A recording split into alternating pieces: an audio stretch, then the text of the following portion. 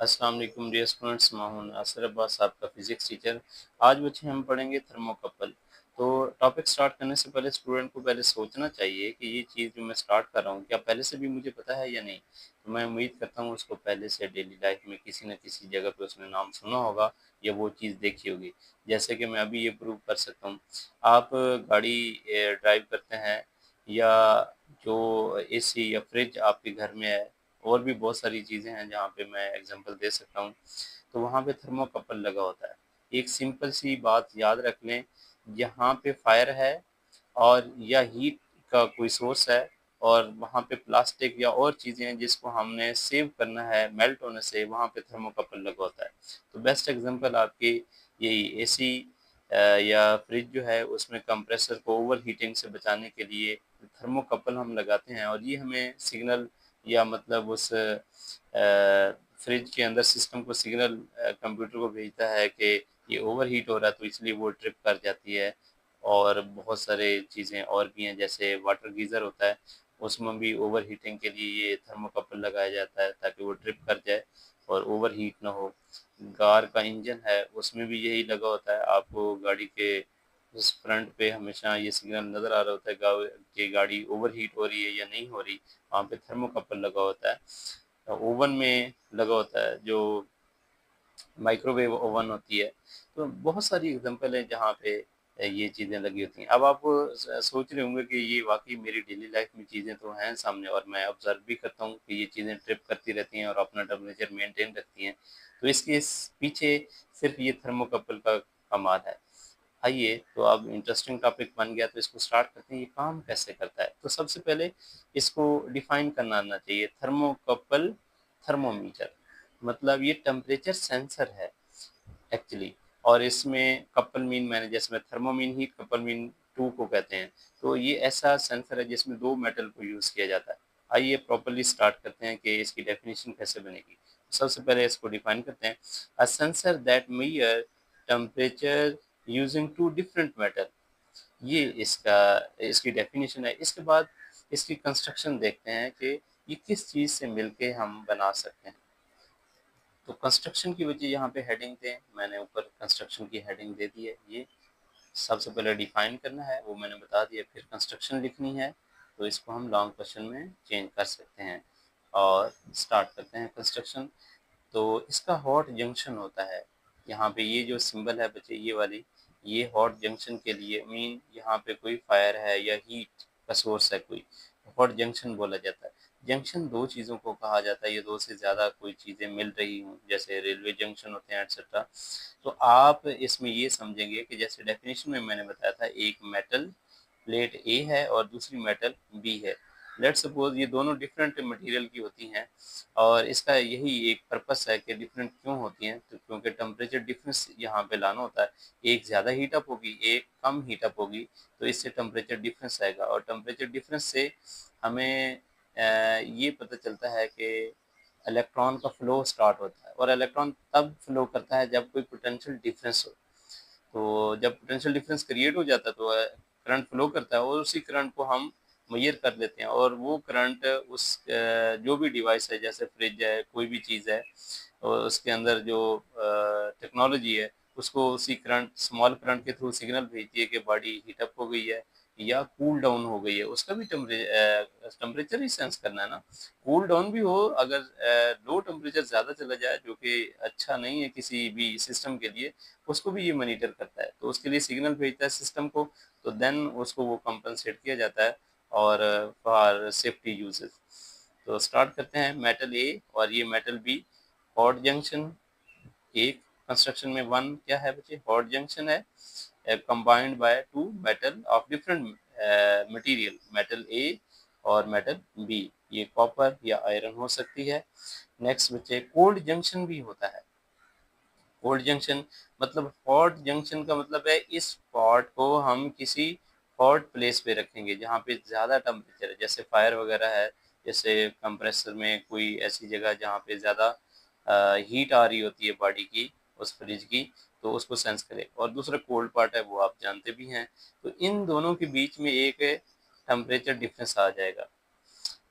अब next milli volt है, उसी टेम्परेचर को की वजह से, टेम्परेचर डिफरेंस की वजह से जो इसमें करंट फ्लो करेगा वो इस मिली वोल्ट से मेजर किया जाता है। मिली वोल्ट मीन बहुत कम वोल्टेज है, उसको इलेक्ट्रॉनिक्स है ना बच्चे, इसमें वोल्टेज कम यूज़ होते हैं, तो इस वजह से इस मिली वोल्ट यूज़ करेंगे ताकि वो स्मॉल करंट डिटेक्ट करके और एक बहुत बड़े एडवेंचर से हम सेव हो सकते हैं।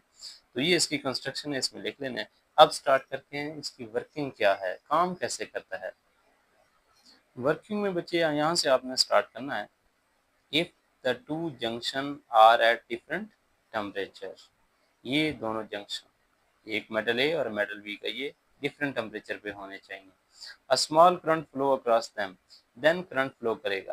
क्योंकि बच्चे आपको पता है ना, जब हम कोई भी, ये अगर एक रॉड है, ये वाला एंड है जो है इसकी टिप, ये हम हॉट प्लेस पे रखते हैं, तो यहाँ पे इलेक्ट्रॉन की वाइब्रेशनल मोशन बढ़ जाती है, और मेटल में फ्री इलेक्ट्रॉन होते हैं, वो उनकी किनेटिक एनर्जी बढ़ती है, तो वो मूव करना स्टार्ट करते हैं from hot part two cold part. इसे हम हीट ट्रांसफर में कंडक्शन कहते हैं। तो सारे ज़्यादा इलेक्ट्रॉन यहाँ पे है ना बच्चे, हीट अप हो रहे हैं, और लो इलेक्ट्रॉन इस टेल साइड पे हैं, मीन वो कोल्ड पार्ट है, और ये क्या है, हॉट पार्ट है। ये हॉट पार्ट है, ये कोल्ड पार्ट है। यहाँ से इलेक्ट्रॉन मूव करेंगे हॉट टू कोल्ड प्लेस। तो इलेक्ट्रॉन की मूवमेंट क्या होती है, इसे याद रखिएगा, करंट कहा जाता है उसे। तो इसी करंट को, ये बहुत ही माइन्यूट सा करंट होता है, मिली वोल्ट से इसको मेजर किया जाता है, और इससे हम वो सारा सिस्टम कंट्रोल कर सकते हैं। तो स्टार्ट करते हैं। This current is due to the potential difference, ये करंट कहाँ से आया, ये बच्चे टेम्परेचर डिफरेंस की वजह से क्रिएट होता है। इसे याद रखिएगा, किसी भी वायर में करंट तब फ्लो करता है जब उसका पोटेंशियल डिफरेंस हो। आपने देखा होगा ना, बर्ड जो है वो वायर पे बैठे होते हैं, और उस वायर का दोनों का पोटेंशियल क्या होता है, सेम होता है। इस वजह से उनके पाँव को कुछ नहीं होता, या बर्ड को कुछ नहीं होता। अगर एक पाँव एक वायर पे हो और दूसरा पाँव जो है दूसरी वायर पे हो, जो ऊपर ट्रांसमिशन लाइन जा रही होती हैं, तो वो पोटेंशियल डिफरेंस इतना क्रिएट हो जाता है कि वो फौरन बर्ड जो है वो उसकी मौत हो सकती है, डेथ हो सकती है, मर सकता है। तो ये बड़ी टेक्निकल चीज़ें होती हैं, ये याद रखे करें। करंट किसी भी वायर में तब फ्लो करता है जब पोटेंशियल डिफरेंस होगा दोनों एंड का। जैसे ये है, अगर इस पे हाई पोटेंशियल है, मैं रेड है ना इसलिए कह रहा हूँ, हाई पोटेंशियल है और लेट 10 वोल्ट है, और यहाँ का 2 वोल्ट पोटेंशियल है, तो करंट हमेशा हाई टू लो फ्लो करेगा। तो अगर आप इस वायर को टच करेंगे आपको करंट फील होगा। लेकिन अगर ये भी 10 वोल्ट है और ये एंड भी 10 वोल्ट है, इस वायर पे कोई चीज़ बैठ जाती है या टच करते हैं, तो आपको कुछ भी फील नहीं होगा। ये चीज़ें याद रखा करें। तो इसीलिए पोटेंशियल डिफरेंस क्रिएट हो जाता है, और जिस वजह से करंट फ्लो करता है। This current is due to the potential difference produced across the two junction as two wire have different resistance to the flow of the current। दोनों वायर की रेजिस्टेंस भी डिफरेंट होती है, एक कॉपर है एक आयरन है, ऊपर भी ये लिखा हुआ है। तो इनकी रेजिस्टेंस डिफरेंस होने की वजह से वो फ्लो भी करता है करंट, और इसी रेजिस्टेंस की वजह से ही पोटेंशियल क्रिएट होता है।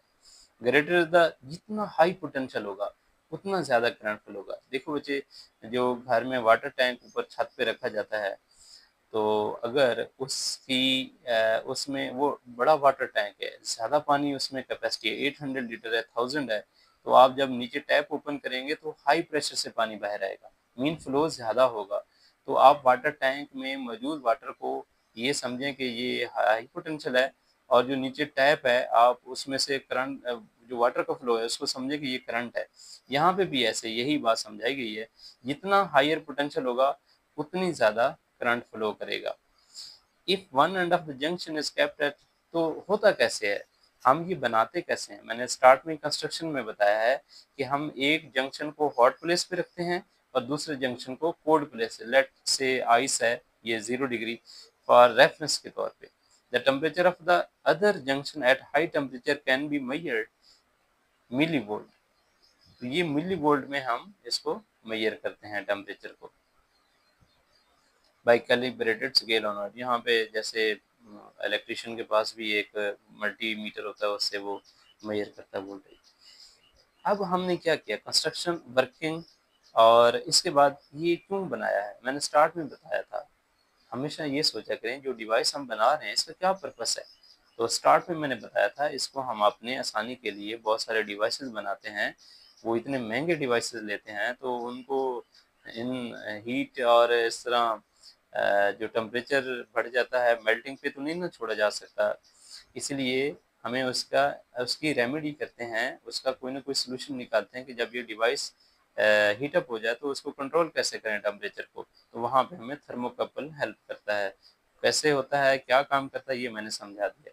आगे लास्ट पैराग्राफ पे आप इसकी एप्लीकेशन लिख सकते हैं। मैंने थोड़ा-सा स्टार्ट में भी बताया, अब भी लिख दिया है।